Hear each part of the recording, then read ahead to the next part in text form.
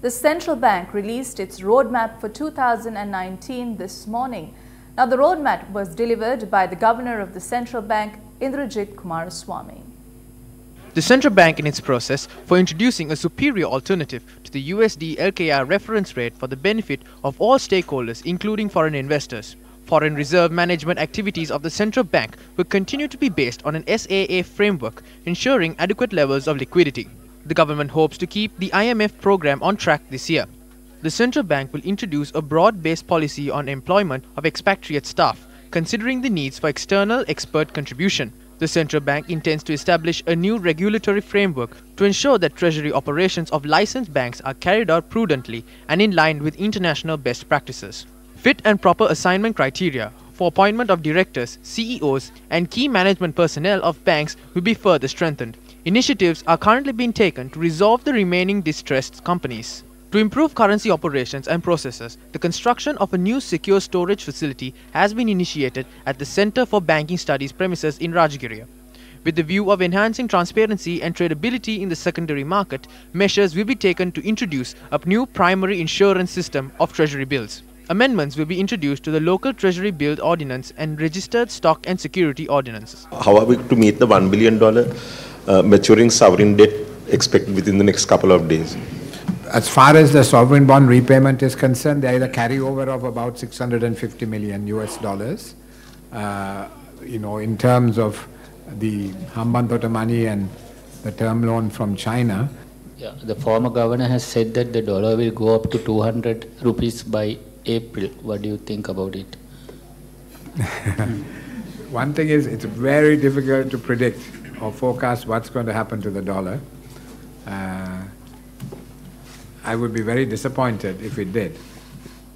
In the past, before elections, we would have a bit of a tamasha, or a big tamasha. Then our macro indicators deteriorate and our external financing requirement increases. We would then go to the IMF, and the IMF program would give us concessional money. Then the donors would pledge money to fund the external financing gap. And for years, Sri Lanka was a kind of a donor darling. Now that we have the formula for fuel has been we have put it in the last week. I am not aware that the formula for fuel is in the dustbin.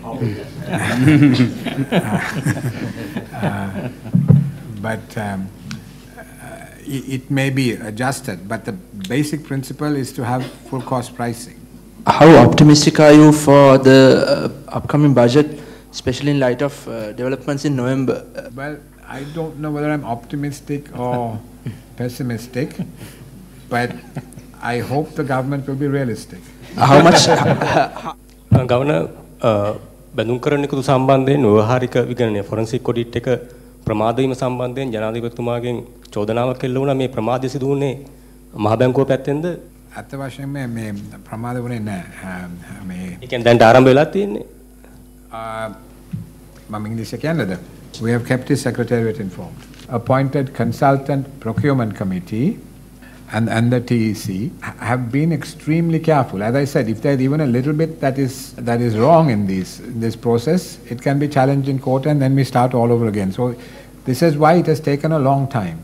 The governor also stated that procurement processes for several forensic audits are underway and forensic audits are to be conducted by entities with global practice. Hopefully by February, that's the target, we will then award the contracts for the undertaking of these 6 forensic audits. Each of the forensic audits is expected to take a different length of time. Some 1 or 2 are for 3 months, and I think the longest one is about 9 months. So if things go according to schedule, everything should be completed by the end of this year. But we should complete 1 or 2 in 3-4 months.